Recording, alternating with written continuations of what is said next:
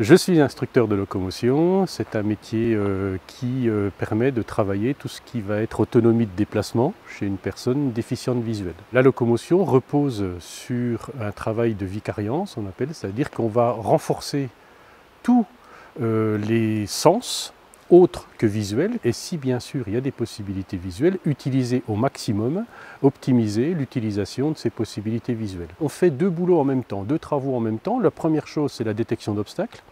La deuxième chose, c'est ce qu'on appelle la prise d'axe, l'orientation, quelque part. Par exemple, si une personne doit se déplacer à la canne, on va développer ce qu'on appelle le toucher de canne, ce qui est une sensibilité fine au niveau de la main. Généralement, en un quart d'heure, 20 minutes, les personnes savent exactement comment utiliser une canne.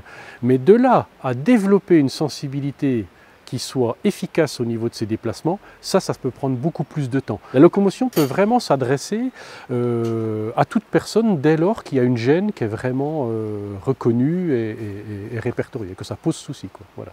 Ça m'est arrivé par exemple de travailler des techniques de canne sur des moments très ponctuels avec des personnes qui par exemple de jour conduisaient encore.